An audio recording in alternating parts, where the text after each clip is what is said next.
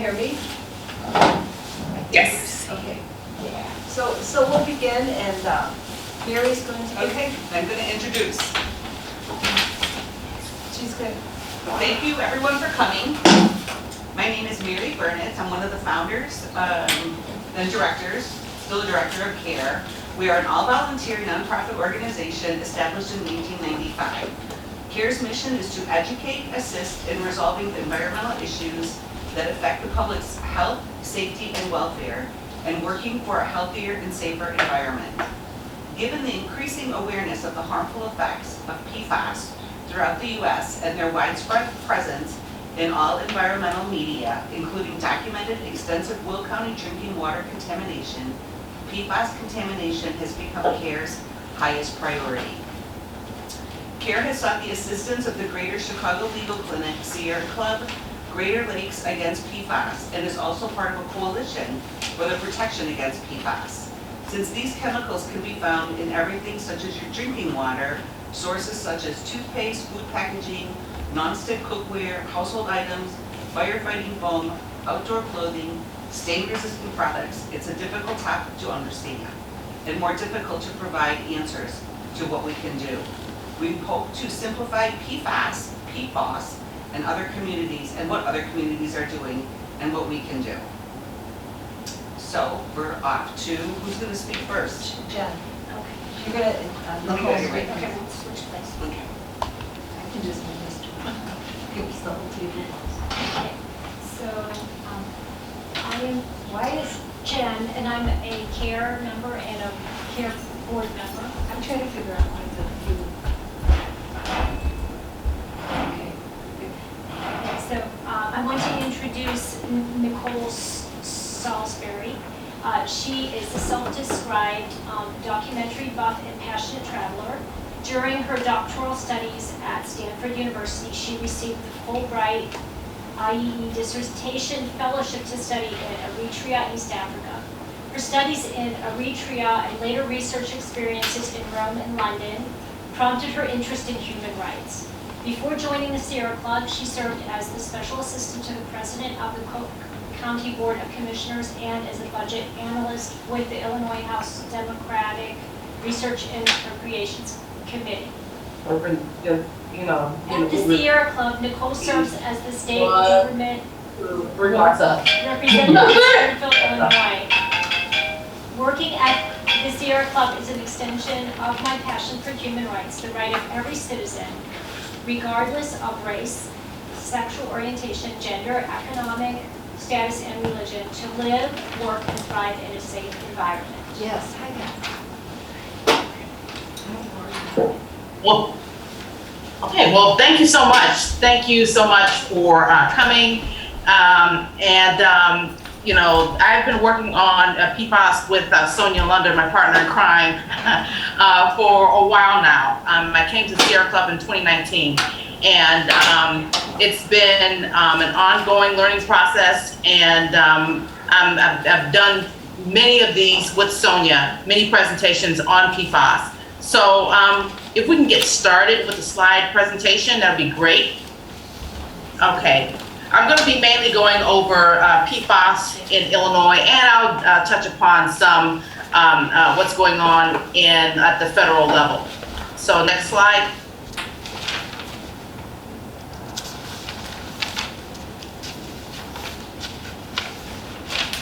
Okay, well, everybody seems to know what PFAS chemicals are, but it's a class of over 12,000 chemicals, and it's a forged carbon-fluorine bond that's synthetic, and it's stronger than anything in nature, and it is added to materials to make them non-stick, waterproof, grease-proof, and fireproof.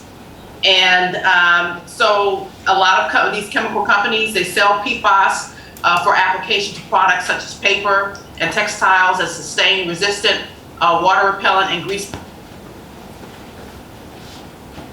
As was said earlier, to make clothes, carpet that's resistant to stains, water and heat, and like I said, it's designed to withstand the most intensive heat as well. Next slide. There was a movie that came out in 2019, in December 2019. It didn't get a whole lot of fanfare like it should, but it was called Dark Waters. And here are some of the promotional posters for that movie, starring Mark Ruffalo, Anne Hathaway, Tim Robbins, and Bill Pullman, some Hollywood heavy hitters. And on the far right is a picture of the attorney Rob Billitt, who did some investigations into DuPont that was accused of dumping PFAS in the rivers in West Virginia. And you have Mark Ruffalo, the actor who played Attorney Billitt in the movie. And it's an excellent film, so I would highly recommend it to get a sense of what we're up against, what we're fighting for. And as a result, Attorney Rob Billitt forced the US EPA to deal with these PFAS chemicals. And so you have lawsuits in every state against these companies that are making this. PFAS is toxic at low levels of exposure. And recently it's become public knowledge. They call PFAS emerging contaminants, when really it's our knowledge that's really emerging. It's not, these PFAS chemicals have been manufactured since the 1950s. So they've been around for a long time. Okay, next slide. Yeah, so you find the sources in PFAS all over the place. You've got them in the military base, the firefighting foam with military bases, airports, fire stations, refineries. You find them on industrial sites with leather, plastics, metal plating, and landfills and biosolids as well. Next slide. Okay. Now, the health impacts are just astronomical. I pulled some information from the PFAS Research, Education, and Action Community Health about the levels of toxicity for PFAS, and you find just a whole host of complications that can prove just to be deadly and just really shorten your life, or if not, just really cause complications from kidney, testicular and breast cancer, thyroid disease and dysfunction, digestive problems, liver damage, immune system disruption, decreased antibody response to vaccines. And like I said before, no exposure is safe. Next slide. It continues, the toxicity continues, chronic kidney disease. You've got the increase in cholesterol, non-alcoholic fatty liver disease, autoimmune disease such as ulcerative colitis and type 1 diabetes, even with risks to pregnancy.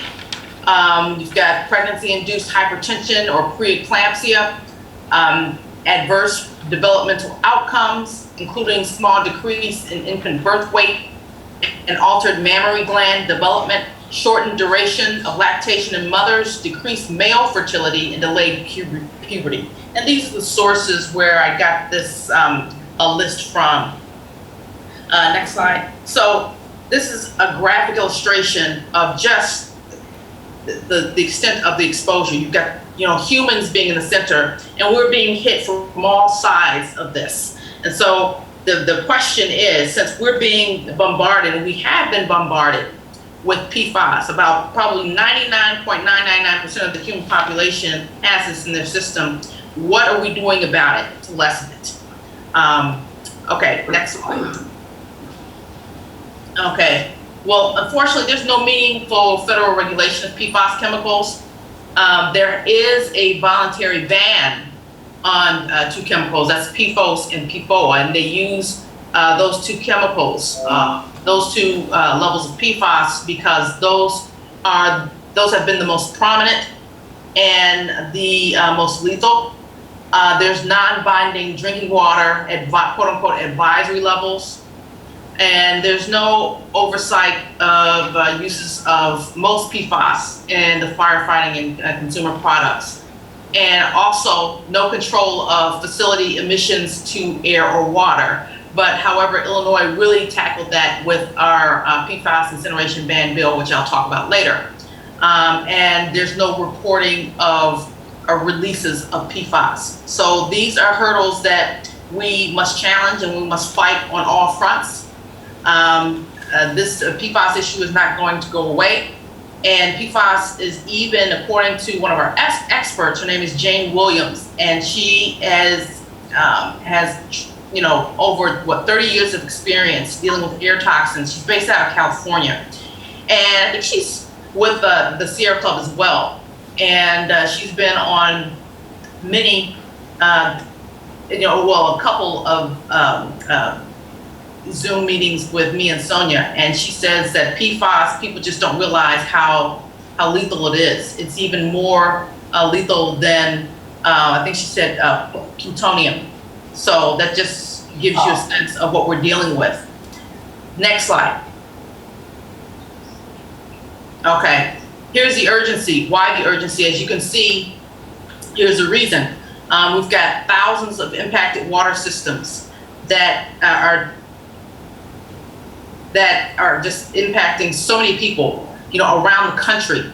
So you've got these industrial sites, landfills, whether they're wastewater treatment facilities or industry. We're just surrounded by them, and so everybody has to play their part. I'm talking about people in the wastewater treatment facilities, industry, and those who regulate those landfills. I'm talking about state environmental regulators. So everybody has a role to play in tackling, and so these regulatory agencies, they stand as they're on the front lines of this, and they are the bulwark, in terms of, making sure that these chemicals are regulated, that making sure that there is mitigation, making sure that we lessen the impact of just the damage that these chemicals can do. Next slide. Okay, there are states, however, who are really taking action, and Colorado is one of those states banning forever chemicals in products. Maine is another front runner and is at the forefront in becoming the first state to ban toxic forever chemicals in nearly all products, and they call them forever chemicals because they don't break down. Vermont is another one. So these are states that, some of the states that are on the, cutting edge of this issue and should be celebrated. So, there's so many ways to tackle PFAS, whether it's in products, whether it's in the air. So, there are, we have to take a bite out of the elephant, so to speak, just one bit at a time, one chomp at a time. Next slide. There is, like I said, momentum to end the use of PFAS. Maine, again, banning all intentionally added PFAS in products by 2030, and you've got state bans on PFAS in food packaging, clothing, different products, cosmetics, rugs, and carpet, fracking chemicals, pressure on retailers, especially to end the use of PFAS in paper, fabric, and leather. Hey, Deja. Hello? Okay. Are you there? Somebody's on there. There's Congress making military and airports switch from PFAS firefighting foams. Next slide. Okay, now there is groundbreaking federal legislation, and it stems from, just give you some context, it stems from, it was based on Maine's law, and it's called the Relief for Farmers Hit with PFAS Act. Some background information is, PFAS contamination has prevented a lot of Maine farms from selling their products, which has created, a lot of hardship for a lot of families. So, for example, in 2016, a dairy farmer in Arundel discovered that the milk produced on his farm contains some of the highest levels ever reported for PFAS contaminant. And in 2020, there was a dairy farm in Fairfield, Maine, that found PFAS levels in its milk were 153 times higher than the Maine standard. And also, an organic vegetable farm in Unity uncovered PFAS contamination last year. And the couple who farmed the land have higher PFAS levels in their blood than chemical plant workers who manufactured PFAS for decades. And so you have numerous other stories like this in the state of Maine. So this federal legislation is pretty much an advancement or an offshoot of what was going on in Maine. So there's this Relief for Farmers Hit with PFAS Act, which is Senate Bill 5070 and HR 9186 in the House. And this legislation would authorize grants for states to provide financial assistance to affected farmers and expand the monitoring and testing to remediate PFAS and for relocation. Next slide. Okay, and back. Okay, here's the bill summary for the Relief for Farmers Hit with PFAS Act, which authorized $500 million to be used for the purposes such as more capacity for PFAS testing, for soil or water resources, blood monitoring for individuals to make informed decisions, the equipment to ensure a farm remains profitable during or after known PFAS contamination, alternative cropping systems or remediation strategies. You've got educational programs. Next slide. And you've got the research on soil water remediation systems and the viability of those systems for farms. And you've got a task force that's going to be created at the USDA that is going to be charged with identifying other USDA programs to which PFAS contamination should be added as an eligible activity. So thus bringing more resources to farmers and their families. So this is huge because you've got, there's this realization that PFAS is affecting our water supply, but also, of course, impacting crops, impacting the milk that we consume, cattle, you name it, soil. So let's continue. Okay, you've got the state legislative action on PFAS. As I stated earlier, Washington and Maine. PFAS in food packaging, you see the states that have really been at the forefront there. 11 states so far: California, Colorado, Connecticut, Hawaii, Maine, Maryland, Minnesota, New York, Rhode Island, Vermont, and Washington. PFAS in carpets, rugs, and aftermarket treatments, and you've got the bans on the sale of firefighting foam containing PFAS. You've got 11 states so far. If you could go and turn off the lights, your this is, battery doesn't it's die. very encouraging. Thank you so much. Next slide. Okay, so now what has Illinois done? You've got the Illinois legislative update. So you have, Senate Bill 561, the PFAS Reduction Act, which was passed by Senator Laura Ellman and House Representative Anna Muller.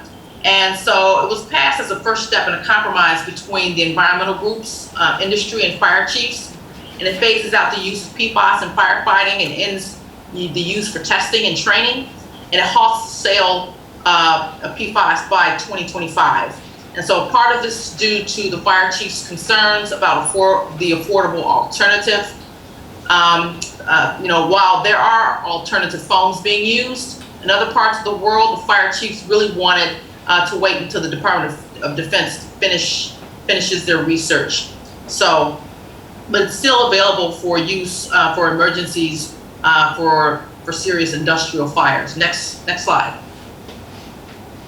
And also you have the passing of House Bill 4818, which is the PFAS incineration ban bill. And this is historic because this bill bans, it's the first law in the nation to ban PFAS incineration statewide. We took our cues for this.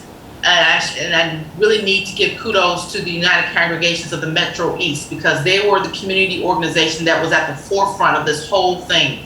There's Veolia Incineration Plant that's located in Saulsberry, Illinois. and is located right in the middle of an environmental justice community. And there were, thoughts or suspicions of them burning PFAS. So the United Congregations of the Metro East, led by Cheryl Summer and Reverend Mike Addy, decided to take preemptive strike and say, look, we need to ban the incineration statewide. We took our cues from New York. New York has a similar law, but it's not statewide. It's only relegated to different communities, environmental justice communities. So this is a win for the state of Illinois. So it's not what we initially wanted, but it's a start. We really wanted, all PFAS banned, but this is only relegated to the banning of incineration of PFAS that are listed on the toxic release inventory. So that is what we got. Hopefully we'll be able to maybe in the future improve upon that. And next slide. All right, well, that's it. Thank you so much, everybody, and I'll pass the mic to Sonya. All right, so maybe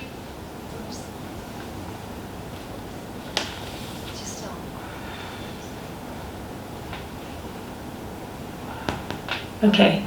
My name's Sonya Lunder. I work with Nicole, and I'm the Senior Toxics Policy Advisor for Sierra Club. I live in Colorado.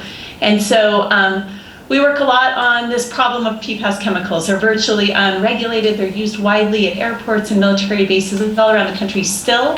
And once they get into water or the environment, they are there for decades and are really toxic.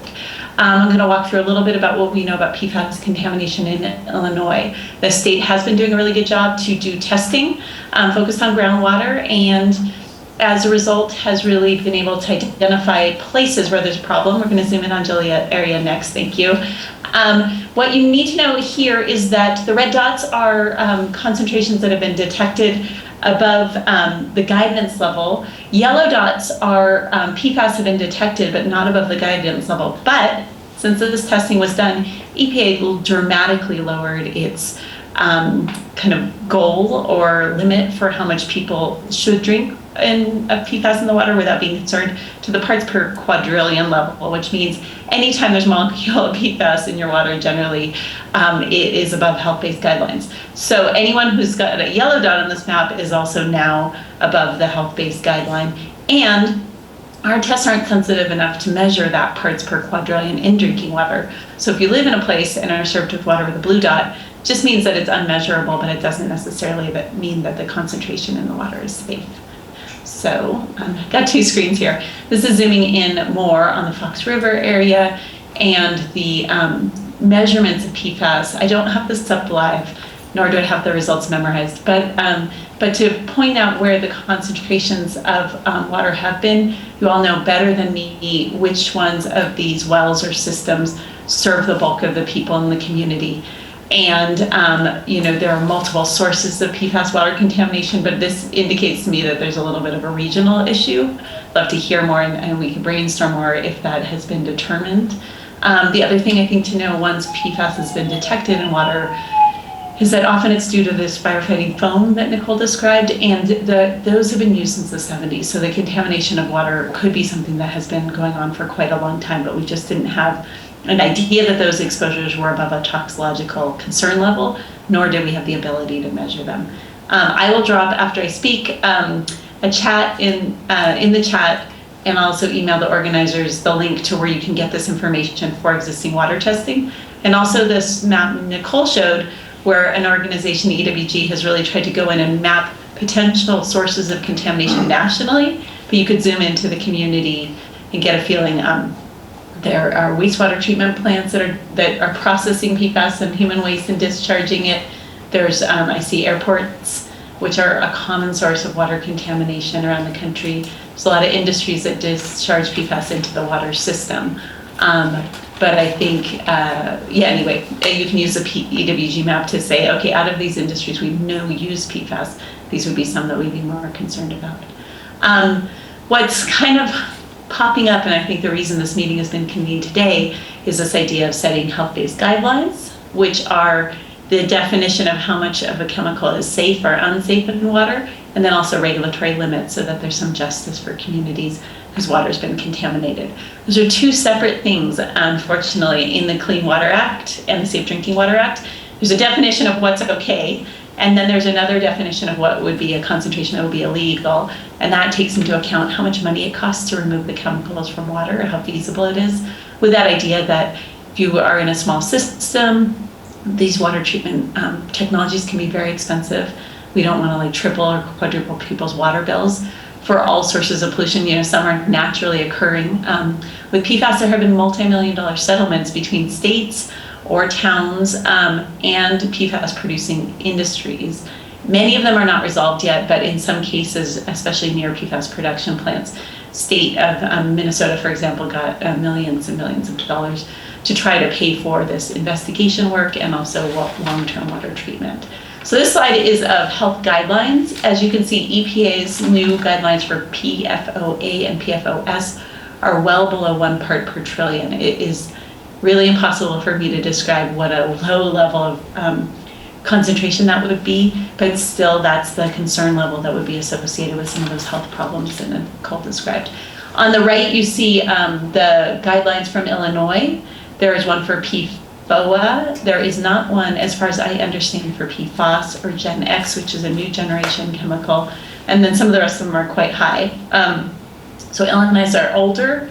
The EPA announcement this summer really did send a ripple across the nation and caught a lot of states off guard. So it is a normal process where states are saying, oh my God, these chemicals are way worse than we thought, and we need to do some assessment work and figure out, you know, kind of what our guidelines are going to be based on this updated EPA number. Now, the second issue is setting regulatory limits, and then a water system would be out of compliance if they exceed that. Forces water treatment. This water treatment's expensive, and so, you know, a lot of states have been loath to set their own limits, not wanting to bankrupt water utilities who often didn't have a role in creating the pollution problem. The other thing is that there is no national limit set by EPA yet. EPA is on the verge of announcing a draft limit for 2 PFAS chemicals, but there are thousands in the chemical family. And if you live somewhere with PFAS and PFOA in your water, you should know that those 2 chemicals are not being made directly anymore, but they've been replaced by thousands of other chemicals that we may not fully understand their toxic effects, nor have the ability to measure. So what's being proposed in the state for legal limits, nothing yet on drinking water. And then on the right-hand column, these are draft groundwater standards. And since a lot of people are drinking water that comes from wells in the ground, this is related to a drinking water standard, or, you know, has some of the same benefits in terms of helping people understand where to treat. I would say from looking at the national spectrum, these numbers for PFOA and PFOS are pretty good. We don't see a lot of states that have set drinking water standards that are below these 2 or more protective. And so that's, you know, reasonably important. And then the ones for PFNA is reasonably good. You're getting to kind of like the stronger level of protection that states have taken. PFHXS at 77 is not so great, and that's a chemical that's still used in firefighting foam, still used in chrome plating industry, still used in a lot of industries. And so, you know, as we take all these efforts to clean up water and to stop using 2 PFAS chemicals, we need to contrast that with kind of reckless or widespread use of some of the replacements. And I think we will talk about the groundwater comment period that's coming up, but this is a chance for people to weigh in, support. We can give more talking points or kind of detail about that. Illinois NGO submitted a comment letter when these first were introduced, and this is a slow process. We submitted a comment letter, I believe, 2 years ago on these groundwater values. So, you know, I just wanted to briefly go through the idea that we don't want the public to be paying the lifetime costs of both the pollution in their bodies and removing this pollution from groundwater. So there's legal channels where states and or impacted individuals are suing the companies that made the chemicals. It's a very small number of chemicals. They don't occur naturally. There's federal infrastructure money, billions of dollars for PFAS cleanup. And I think that will be really essential for some of these smaller systems, especially in lower income communities. And then there's drinking water and wastewater treatment money that isn't PFAS specific, but will be rolled out widely across the states. And states are really honing those on more economically and socially disadvantaged communities, but also modernizing water treatment. And one good thing is activated carbon, which is used as a water treatment tool, can remove lots of different types of PFAS and lots of other types of contaminants from drinking water. So by using this activated carbon and managing it well, you can actually see a reduction in lots of different types of water contamination, which has multiple benefits. And I know I want to leave time for other speakers. I would just say that another big effort through Sierra Club and many other advocacy groups are halting the cycle of putting PFAS back into the water stream. And so we can do that, treating drinking water and groundwater is very expensive and it's at the end of the pipe. We're thinking upstream to stopping the use of the chemicals, stopping the discharge into the wastewater system where it washes into our rivers and is used downstream for irrigation or for drinking. And knowing that even if people don't drink contaminated water, fish become contaminated in our source of food. PFAS are now measured in rain. So we're really trying to think upstream, stop the intentional use of these chemicals and their discharge into the water system in order to keep that pollution map I showed you at the beginning from spreading. So I think that's my last slide. And I will, I will turn it over to the other speakers, and I'll stop sharing my screen and share some resources in the chat. Thank you, Sonya, for. I think you might be muted.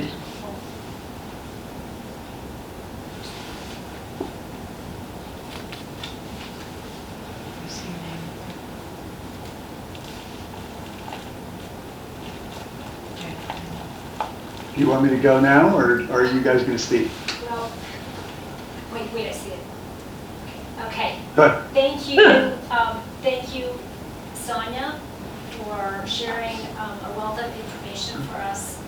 And also, big thank you to Nicole for speaking to us.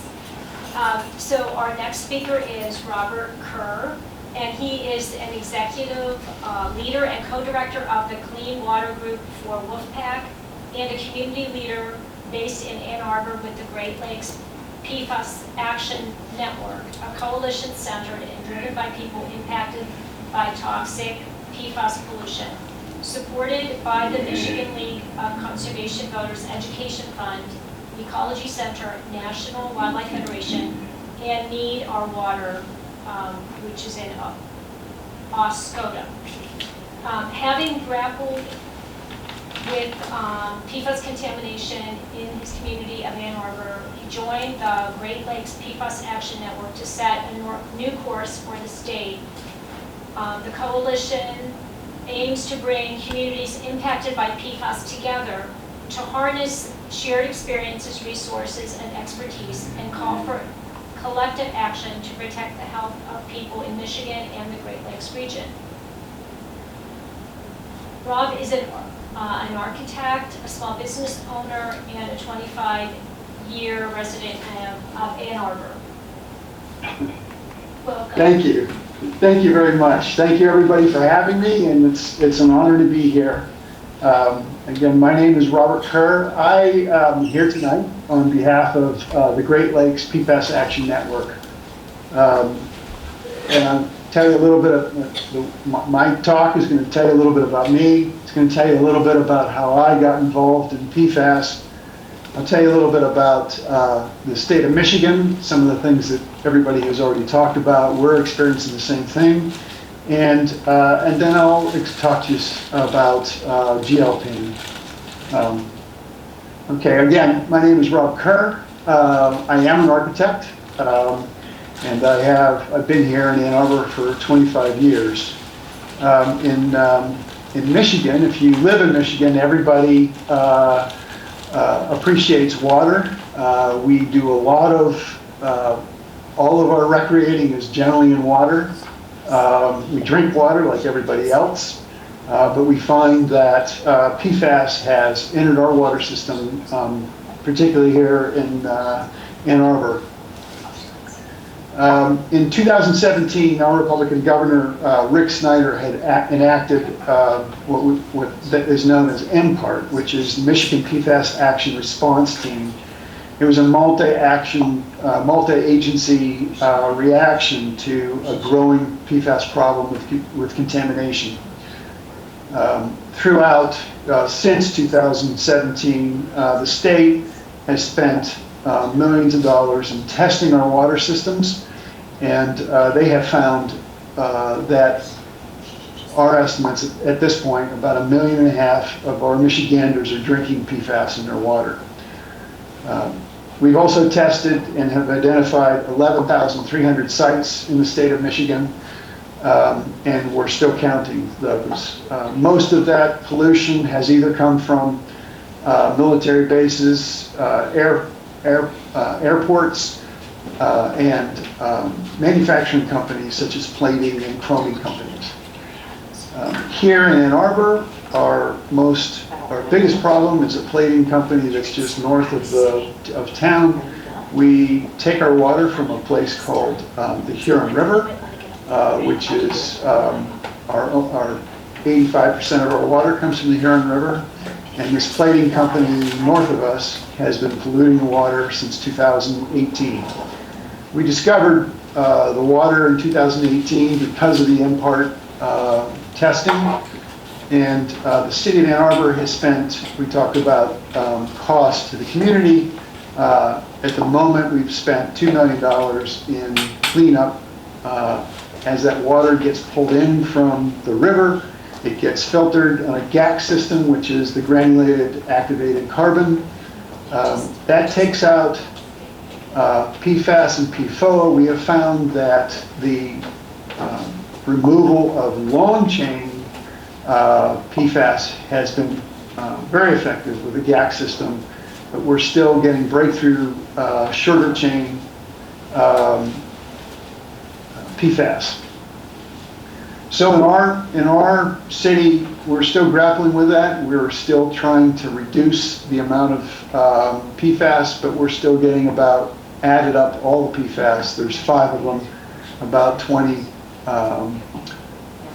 parts per billion are still passing through. Now, I know that you can't just add up all the PFAS because each one of them has a different impact on the human body, but we feel that anything that comes through that we're drinking is not acceptable. So after I found out that we were bringing or ingesting this water, it was a new thing for me to, I did not know anything about PFAS. I'm an architect, but I did know how to investigate it, and spent quite a bit of time going to things such as this, where there were a lot of scientists talking about PFAS and the effects on the body. But what I found missing with that was the sort of the stories of the impact for people and what was happening to folks like yourselves that are on this call. That is when I happened to be in Lansing. I was listening to a particular meeting, and I met 2 very important people to the Great Lakes PFAS Action Network, which was our 2 founders, which was Sandy Winstelt and Tony Spaniola. The 2 of them founded and formed 2 years ago the Great Lakes PFAS Action Network, where we have members from Wisconsin, Illinois, Michigan, Ohio, and Pennsylvania. And our whole goal is to be able to listen to the communities and be able to help and elevate their voices in getting help to remediate the problems within their communities.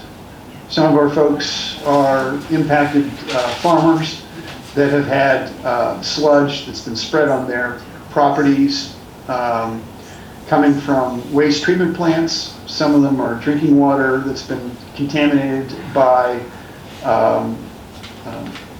such as Sandy Winstelt, her, and I'll tell you a little more about her, but She was contaminated by Wolverine worldwide in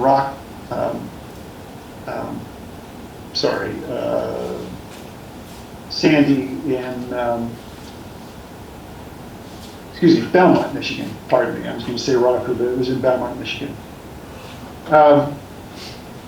So part of the GLPAN piece that I'm hoping to be able to, want to encourage you to come and see what we're about. But GLPAN, it's glpan.org is our website. Again, it's the Great Lakes PFAS Action Network is the name of the organization. Part of what we are successful, we believe success is we've partnered with 3 NGOs or nonprofits, which is the Michigan League of Conservation Voters, the Ecology Center, and National Wildlife Federation. Having that support from those organizations has been huge for us. They have helped us get grants.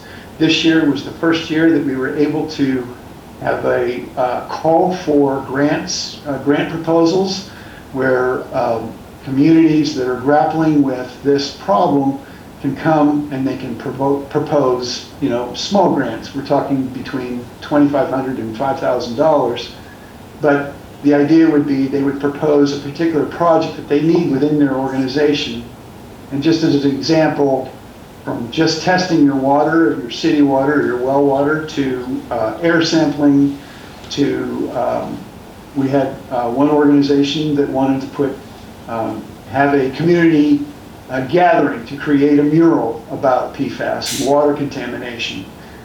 So we were very proud to be able to give out $18,000 worth of grants, and we funded, I think, there were 12 grants that we funded, and so we find that was a very important thing for us to be able to help everybody share their stories. I know Ellen wanted me to share a little bit of a story that one of our members, Sandy Winstelt, if you have not met Sandy, she is a force to reckon with. She's a dynamo. But part of this conversation that everybody's impacted, I think it's a really good story to tell because Sandy is an incredibly positive person. She's had some major things happen to her. She and her husband Joel moved to an area in Belmont, Michigan.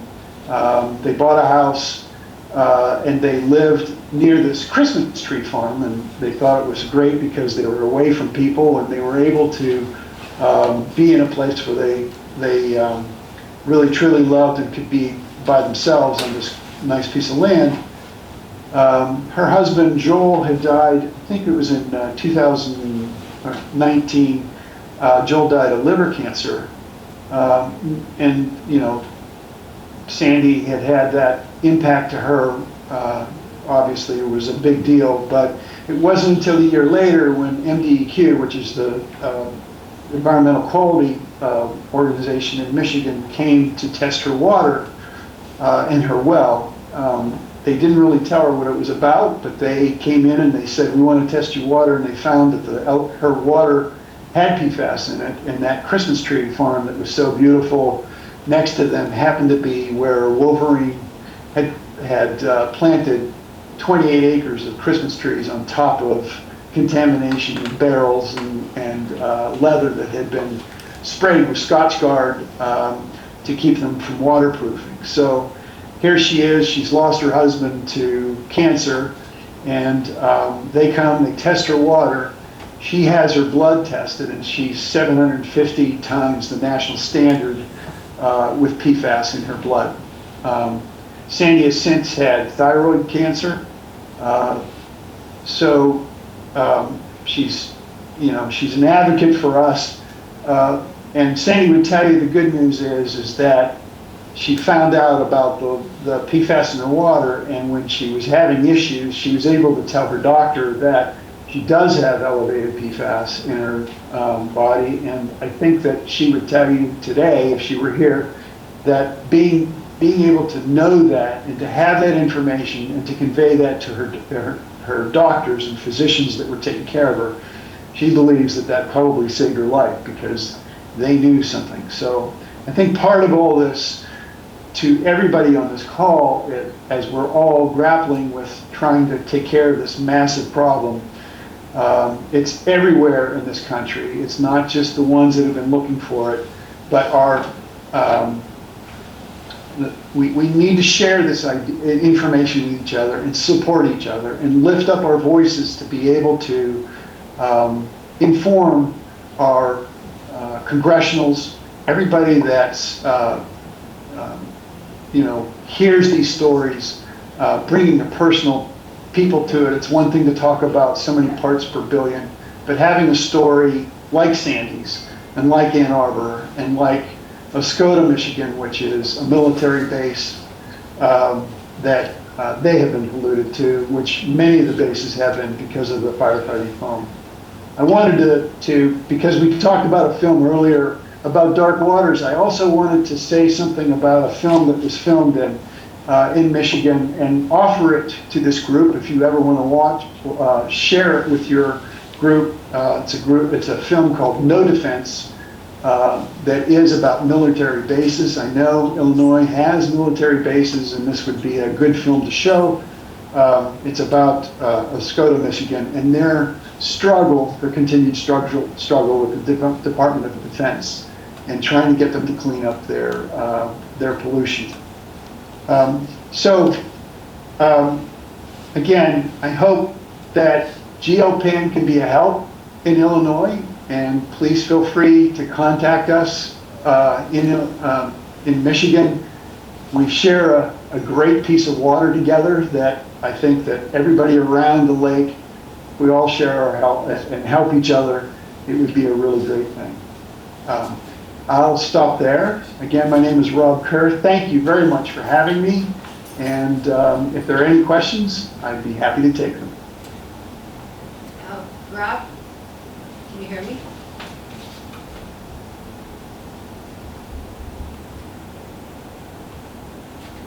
Rob, can you hear me now? Yes, I can hear you. Okay, we're going to save Q&A until after our last speaker. Oh, okay. Okay, just 10 minutes or so. Sounds great. Okay, so thank you so much, Rob. The next speaker, the last speaker is our local speaker, Sandy Krasinski. Sandy is a founder and director of Citizens Against Ruining the Environment.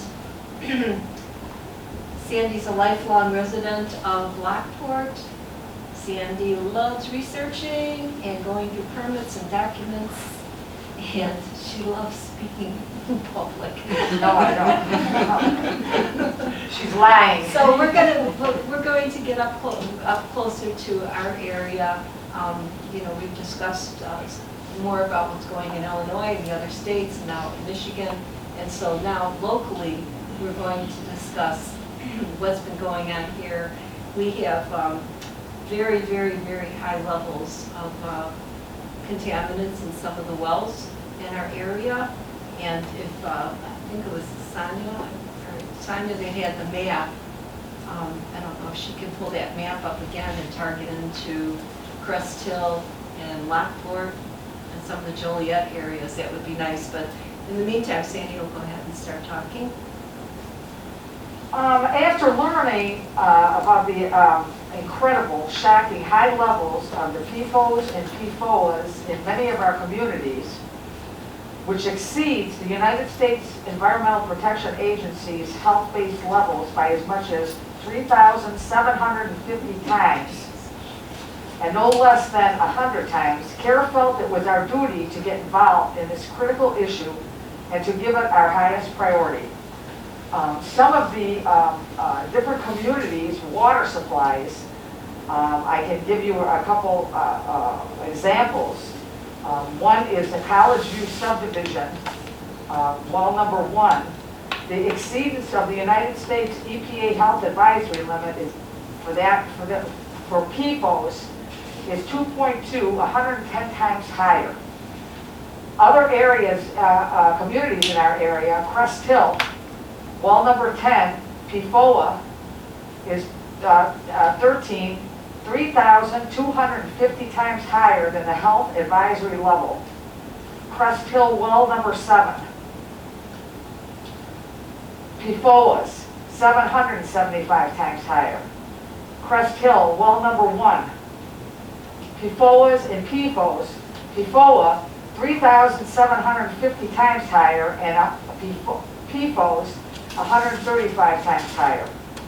Joliet, Criswell Court, PFOAs, 1,800 times higher. PFOS, 280 times higher. They get into more in a Joliet. Joliet, Eastmoreland is 500 times PFOS. Joliet, Ingalls Park, Rockdale, Manuka, Shanahan. All of these are identified from the public water supply, is identified below source water from groundwater. The only one is from surface water is Wilmington, and that is comes in for PFOS at 110 times higher. Over the years, Kerr has worked on many issues, but probably as you've listened tonight, these forever chemicals are the most complicated and complex issue to understand and to really understand we have ever worked on. Because of the detrimental effects of PFAS, which includes PFOS, PFOAs, Gen X, and many others, Kerr asks that you submit your comments by December 7th, 2022 to the Illinois Pollution Control Board. And tell them you want the most proactive or protective standards possible for groundwater. Also, designating PFOAs and PFOS as hazardous substances under CERCLA will signal that biosolids and wastewater effluents containing concentrations of the harmful substances cannot continue to be applied to the land and discharged to the waterway, thereby perpetuating contamination of our nation's food supply and water resources. Kerr's official comments are being submitted to the Illinois Pollution Control Board by our attorney. Even though Kerr is submitting comments, individual comments are also very important. Comments can be mailed by December 7, 2022 to the Illinois Pollution Control Board, Clerk's Office, 100 West Randolph Street, Suite 11-500, Chicago, Illinois, 60601. Be sure to include the docket number IPCB R2022-018. Or you can also, comments can be emailed to Dan Brown at illinois.gov and include the docket number IPCR R-2022-018 in the subject line. And again, this has to be done by December 7th.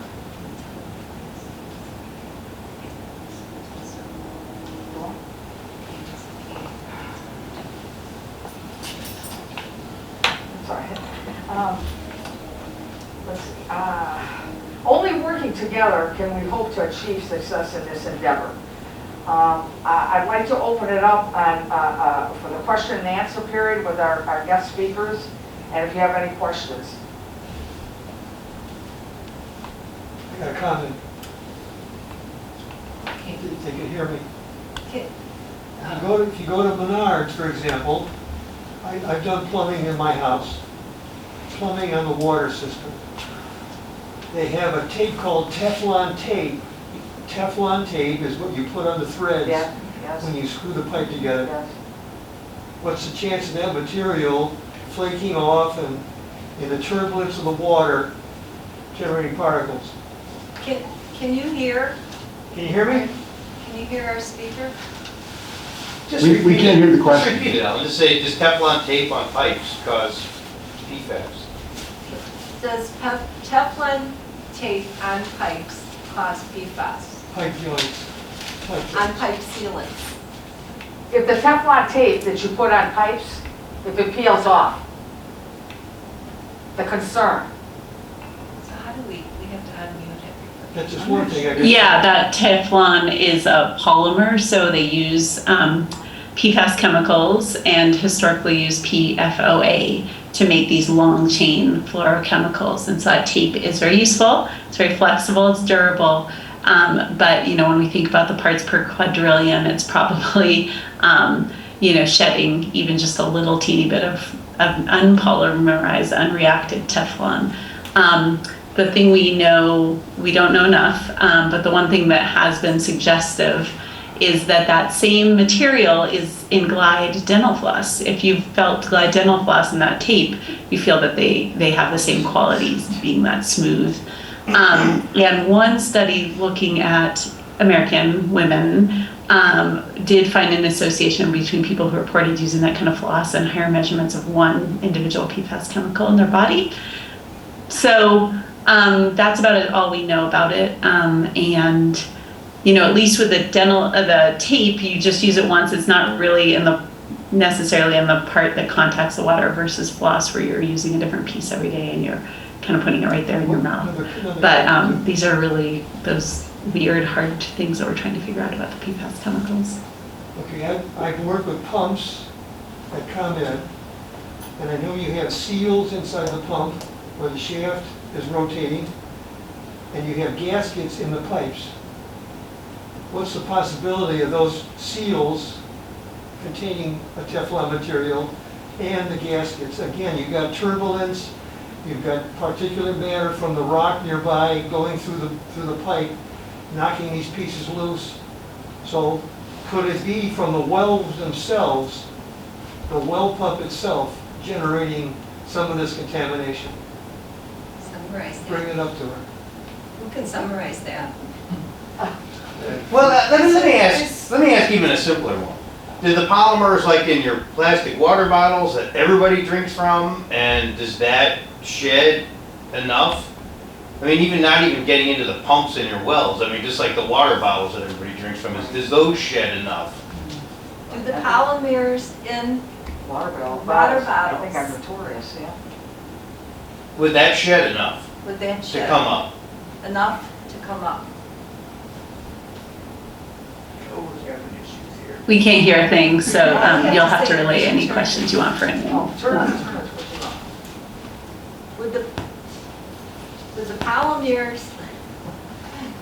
polymers in your water bottles? Can you hear now? No, not that we know of. The plastics used to make water bottles are made out of different kind of plastic. So you're It's like okay the with Apple Watch band when you think of that kind of tactile feeling of plastic, more than the food packaging exposure would be the inside of microwave popcorn bags, bakery papers that are grease proof, but not necessarily water bottles. So But if you- water bottles should be safe. Yeah, for as far as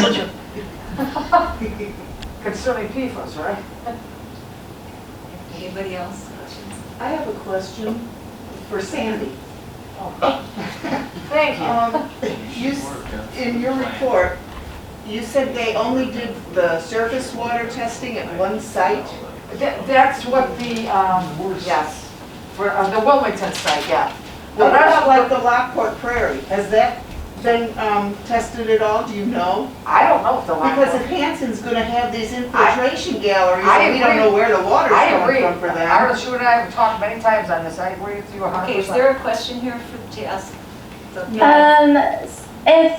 So for the people in person that are asking questions, is it possible for them to walk up and speak into the computer, or for you to take the computer to them so that we can hear what's happening? the table, we'll have the person.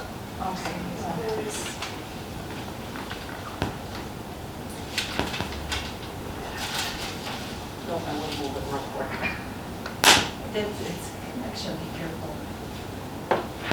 This is cooler. Okay. Ask the. You want me to walk up there and ask it? Yes, Yes. yes. Yes. Come on. Come on up, Randy. You gotta kneel down. It's a big deal. I agree with everything that you said so far with regards to the major source of where we're getting this stuff is from industrial sites. Do you know which sites would be, which industries would be the worst culprits in our particular area? I know you mentioned a chrome plating place, and anybody who's ever been in one, just being there is obnoxious. But if, I'm thinking like 3M and whatnot, a lot of the byproducts that come from their manufacturing process, they're not filtered well when they leave the place. Is that what you guys are trying to stop? Yeah, I mean, it's a great question, and unfortunately, we have some great volunteers who dig into this kind of detective style based on what we know about different industries. I mean, it's interesting that the contamination is spread over a pretty large area, so it's not like one drain. And, you know, getting into the groundwater, I mean, no, I don't know that anyone's actually tested the river itself. But I would be interested in looking into this or having help with my volunteers, but I don't know off the top of my head. I'd be interested if anyone in the room also has information to share. Well, going along those same lines then, if you were a legislator pushing to get, we'll say, the Illinois Pollution Control Board to do something, what would you want them to do? I'm talking a lot. Does anyone else on the panel want to weigh in? I'd be happy to answer that because Okay. we do a lot of this. As an impacted person, I think what really helps us in Michigan is having your story and having, you know, your story being told to the legislators and saying this is an important thing for you to follow up on and to make legislation to stop this stuff entering our environment. So what I would want you to do is talk to everybody that you can that'll listen to you in legislature to get them to develop laws to stop this stuff. It doesn't need to be in our environment. It is not critical. It doesn't need to be in your cleaning your teeth. You don't have to have that kind of slicky stuff in your teeth. And maybe during, you know, some really important thing, we have to have it for, you know, maybe there's something in medical use or some sort of that, but only use it for that and get rid of it in everything else. You should not be using Teflon pans. Get rid of them now because they're shedding this stuff into your food. And, you know, anything that resists grease, that sheds into your food too. So it's tell them that you're tired of this and tell them you want it out, and everybody needs to write a letter to their congressman and congressperson. Go from your state, go to your congressionals. We've done it now here in Michigan. We have a really strong congressional Senate and House in Washington, D.C. Gary Peters is a champion. Debbie Stabenow is a champion. We have a huge problem here, as you guys do too, in your farming industry with, you know, they're dumping this sludge on the farms and they're using it as fertilizer. So all that needs to stop. And the problem you'll have is industry will tell you that you're just creating more costs for us. It's going to cost us more to do things. You know, it's either you're going to pay for it or they're going to pay for it. So that would be my shtick. Yeah, I would like to also add, you know, all of this outpouring of, you know, sympathy for industry, you know, you really don't need to have it. So in terms of what Robert was saying, I would also like to add that, you know, it's going to, you know, you have to keep the pressure on the local legislators or state legislators, federal legislators, and let them know that we're going to hold their feet to the fire. If it takes, you know, grassroots organizing, let it be that, and continue to educate people across your community, across, you know, across the state about how lethal this stuff is, and that it does not need to be in the products that we consume. It's unnecessary. And just keep the pressure on and attack it. Like I said in my presentation, you can attack it from many different angles. because it's everywhere. So that means, well, we took care of the incineration part, but also in the food packaging and carpet, I mean, you name it.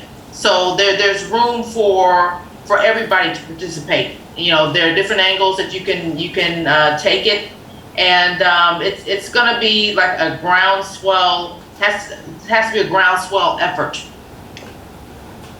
Yeah, and I guess, there are a lot of things, a lot of asks that I think suing the companies that made the foam and that made the PFAS chemicals and getting money so that the water can be treated perpetually or replaced as what contaminated water sources can be replaced at no cost to people who've been drinking that water. You've already paid a huge price for these exposures.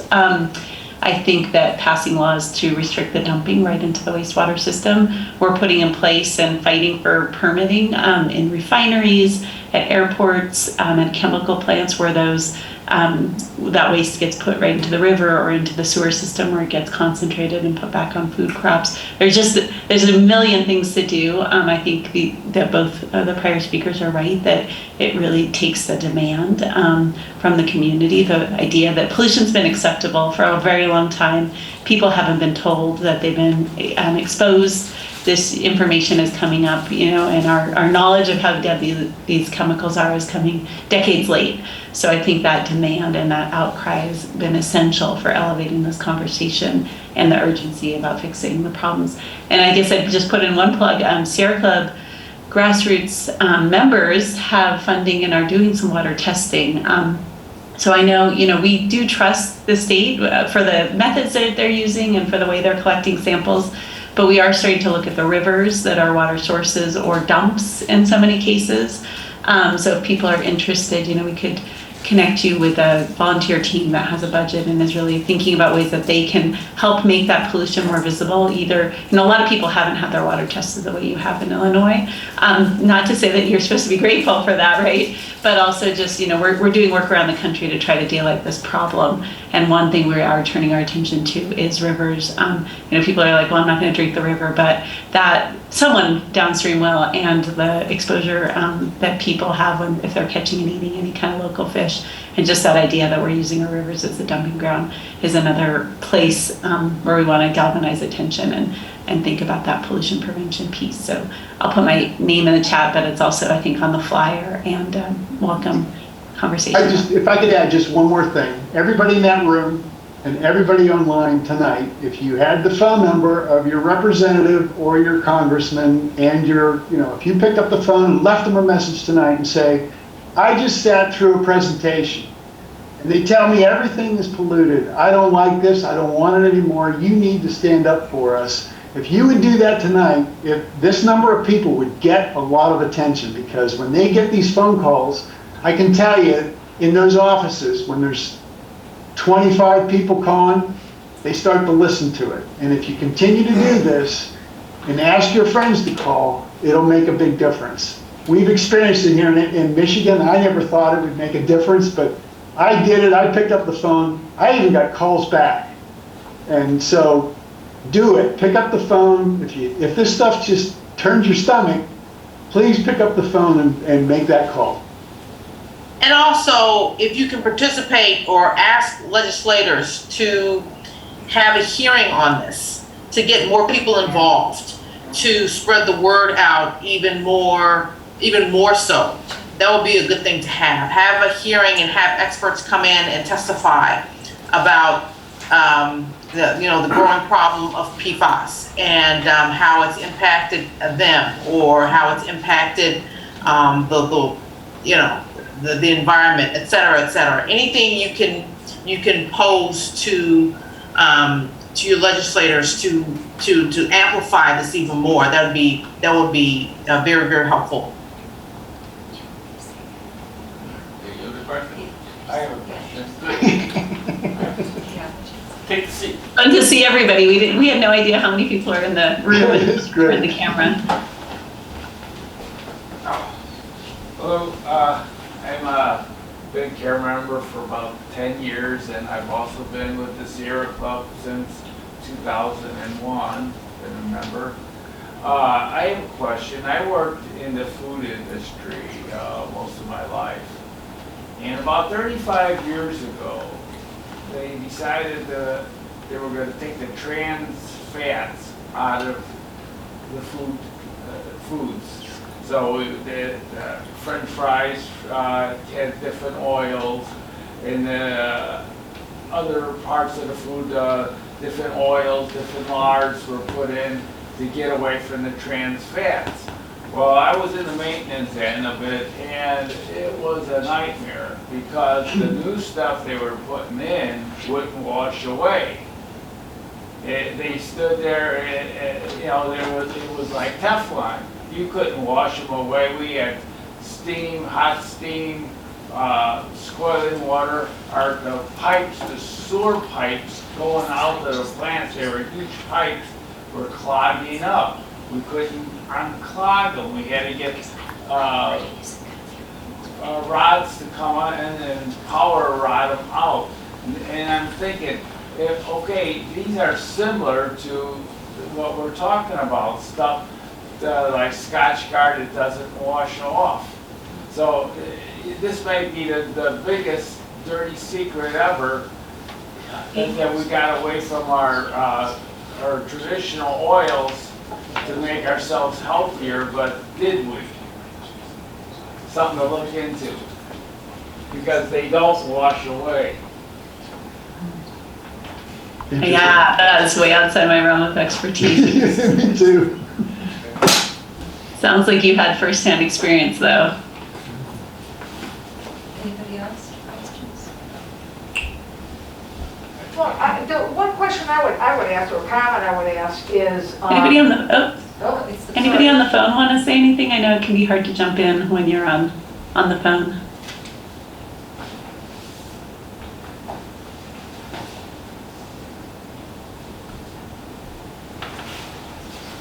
Sure, I can continue. Okay, go ahead. Okay, municipal communities where they test their wells and everything, you know, and they get readings and do the testing, but the problem, and I know Kerr has always found this to be a problem in so many avenues, are the private wells. The private well situation. I mean, is there anything, I know besides the, is there any department or any agency that looks over, which I don't believe there is, private wells for the protection of people that are drinking water? We that are on community, you know, municipal wells, they are mandated by Illinois EPA to do certain testing, but private wells, I think, are another big concern for the area. Do you know if the community wells are being tested for PFAS? Do they give a report? I believe they are. I believe, yeah, I'm from Lockport, and I believe Lockport is tested. And I believe I don't know who tested, we had gotten these, that I read those different communities test.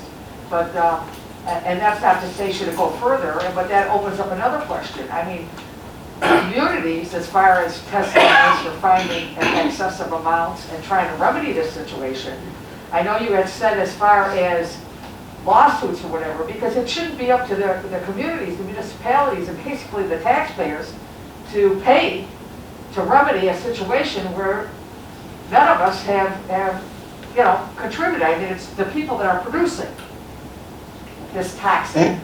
And profiting. And profiting, exactly. So why should the taxpayer or the municipalities or the different towns, anybody, have to pay for it? I just wanted to bring up a comment that, is anybody looking for the people that are on the private wells? Reverse osmosis. That's all. Nationally, that's a big problem. Private wells don't have to have nearly as much testing for any type of contaminant. And they have been exempted mostly from EPA's new mandate that everyone in the country get their water tested again with better methods and better sensitivity. I was just Googling really quick because I don't know the intricacies of Illinois, but if I find anything on the web. It's the same in Michigan. It's the same thing. Yeah, I mean, definitely. Everybody's on their own. I think when they know there's a hot spot, then, you know, a progressive forward-thinking state will step in. But we found even in highly contaminated areas that some people don't want to get their well tested. They don't want to have to disclose that information. Some people don't open the door when samplers come by. Exactly, So that is a big gap in water quality regulation. Sandy, can you ask, what's the process for removing PFAS then? What is the process for removing PFAS? Is there, Reverse osmosis. yeah, Reverse osmosis is gonna take a 1 quadrillionth piece of PFAS out of the water, there's no flipping way. Yeah. You're gonna tell me that's all this is, reverse osmosis and we're all clear? Is reverse osmosis the only way to take care of the problem with PFAS? There's the Did she? granulated. I don't know if she can hear. Granulated, the GAC. Yeah, we can hear you. Granular activated carbon can remove PFAS. It's like the same kind of activated carbon that you'd have in a pitcher filter, but they use a lot more of it. It has to be carefully monitored because it clogs up and then it doesn't work anymore. So it has to be really well managed. But that we were talking about before is beneficial in that it really will remove a lot of other types of contaminants in the drinking water as well. But what is the cost factor involved in that? Like, say, for a community to come in and do something like that? It's a lot. Our community spent $2 million. For all the wells or one well? With the GAC system, our experience, it takes out the long chains. It doesn't take out the short chains. And it can if it's managed well, but that's the concern, is that the regulatory attention will just focus on the old chemicals that are gone and aren't in commerce anymore, design treatments that will reduce those, but kind of ignore the fact that there are thousands of replacement chemicals that we are concerned about and don't know enough about. So you would want those systems to be managed well and remove all PFAS. And then what do you do with the waste? What do you do? Well, that's a problem. Yeah. I found some information on the Illinois government site for private well water users. And it basically says, talk to your health department and here's a way to pay for testing your own water. I put it in the chat, but it is on the Illinois government website. Can you hear me? Yeah. Okay. Our attorney sent comments into the US EPA on our behalf, requesting that these chemicals be added to the CERCLA list for hazardous waste. That's what I want. And then Steve had asked about the cost, when Rob mentioned the cost that they paid for the GAC. Was that for all the wells or was that just for one well? So are you talking about the $2 million that we spent? Yes. So we pull our water from the Huron River. So as soon as it comes out of the river, we know it has PFAS in it, and it goes through all the water to the city of Ann Arbor, goes through the GAC system. We know that it's pulled out. I just tested it for 40 different versions of PFAS, and I know there's 5 breaking through. And the city knows it because they report it every month. But the problem is the chains that are coming through are not regulated because they're another version of PFAS and they're not being regulated. And then what do you do with the waste? What do you do once, because there's... With GAC, you can reconstitute GAC, and I think part of it is a heat system that you can heat it and reconstitute it. I don't know exactly what they do with it, but basically they clean it and then they bring it back. They heat it, and so the question is whether that heat breaks the chemicals down to nothing or just puts them into the air. Exactly. So that is a big gap. It's getting them out of your water before you drink it. It's putting it, maybe some are destroyed and maybe some go back in the environment. It's a question that's actively being researched, and it's an important one, right? And how powerful is the reverse osmosis? Is that? It's very. Very powerful?